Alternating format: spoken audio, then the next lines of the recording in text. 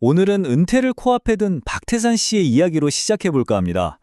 오랜만에 만난 친구와 저녁 식사를 하다가 돈에 대한 정말 무서운 현실을 마주하게 되죠. 자, 태산 씨가 62세에 은퇴한 선배 김철수 씨를 만나는 장면입니다.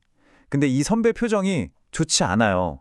방금 아주 충격적인 우편물을 하나 받고 온 참이었거든요. 대화는 바로 이 한마디로 시작됩니다. 나 이번 달에 건강보험료 고지서 받았는데 진짜 기절할 뻔했어. 아니 도대체 액수가 얼마길래? 이 한마디가 앞으로 펼쳐질 금융 미스터리의 시작이었죠. 고지서에 찍힌 금액이요? 무려 월 180만 원입니다. 아니 월급도 이제 안 나오는데 매달 180만 원이라니 정말 충격적이지 않나요? 이걸 연간으로 계상하면요. 2,160만 원입니다. 세상에. 직장 다닐 때 내돈 보험료에 무려 12배나 뛰었다는 거예요. 은퇴하자마자 말이죠. 자, 여기서 이제 궁금해지는 거죠. 소득은 없는데 자산은 35억 원이나 되는 분이 도대체 왜 이런 보험료 폭탄을 맞게 된 걸까요?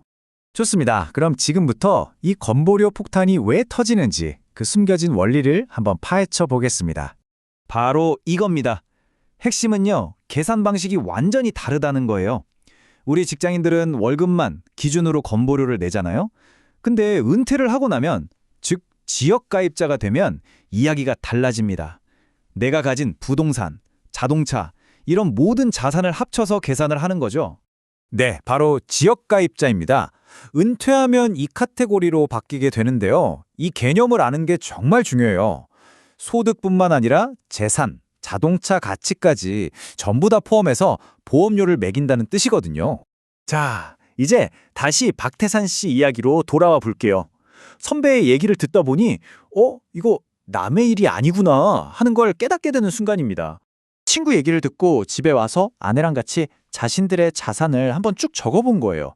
보시는 것처럼 강남의 아파트 한 채, 지방에도 아파트가 있고 월세 나오는 상가도 있네요. 어라? 이거 친구의 보험료 폭탄을 터뜨렸던 그 자산 구성이랑 너무 비슷한 거죠. 불안한 마음에 세무사를 찾아가 상담을 받아봤는데 그들의 두려움은 현실이 됐습니다. 예상 월 보험료가 무려 145만 원. 정말 무서운 숫자죠. 이게 더 무서운 건요. 국민연금을 받기 시작하기 전까지 소득이 없는 5년 동안 이 돈을 계속 내야 한다는 거예요. 계산해보니 건강보험료로만 총 8,700만 원이 나가는 겁니다.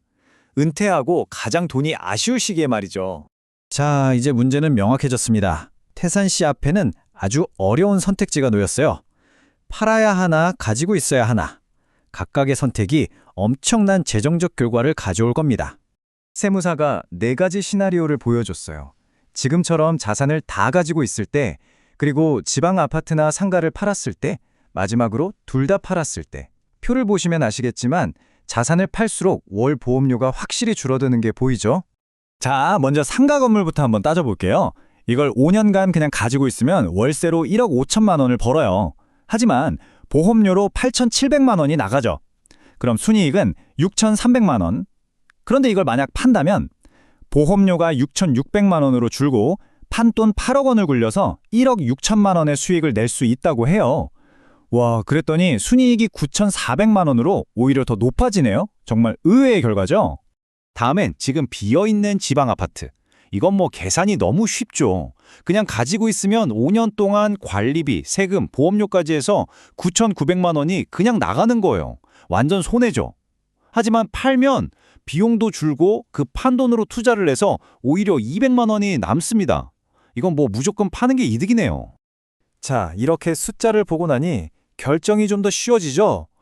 이 힘든 결정 과정이 이 이야기 전체를 관통하는 가장 중요한 교훈으로 우리를 이끌어갑니다. 바로 이겁니다. 태산 씨의 아내가 이런 말을 해요. 자산이 많다고 행복한 게 아니야. 현금 흐름이 좋아야 행복한 거지. 정말 명언 아닌가요? 은퇴 후에는 자산의 덩치보다 매달 쓸 수 있는 돈, 즉 유동성이 훨씬 중요하다는 뜻이죠. 그래서 태산 씨는 결단을 내립니다. 12억 원어치 부동산을 팔아서 현금으로 만들고 그 돈을 채권, 배당주, 예금에 나눠서 투자하는 거죠. 안정적으로 매달 돈이 들어오는 현금 흐름 파이프라인을 만든 거예요. 그 결과가 어땠을까요? 총 자산 규모는 줄었지만 매달 410만 원의 수입이 생겼습니다. 생활비 290만 원을 써도 매달 120만 원이 남는 흑자 구조가 된 거죠. 이제야말로 진짜 마음 편한 노후 아닐까요? 자, 그럼 태산 씨의 이야기를 통해 우리가 꼭 기억해야 할 것들을 정리해 볼게요. 첫째, 은퇴 후 건보료는 내 월급이 아니라 내 재산을 보고 매긴다는 거 절대 잊지 마세요.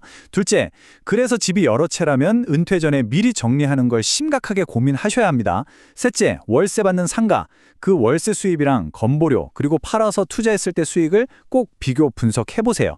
넷째, 결국 중요한 건 자산 총액이 아니라 안정적인 현금 흐름입니다. 이걸 최우선으로 두셔야 해요. 마지막으로 제일 중요한 건데요. 혼자 끙끙 앓지 마시고 꼭 전문가를 찾아가서 나의 건보료 폭탄이 얼마나 될지 미리 시뮬레이션을 돌려보시라는 겁니다. 자, 오늘 이야기 어떠셨나요? 마지막으로 이 질문을 한번 스스로에게 던져보시면 좋겠습니다.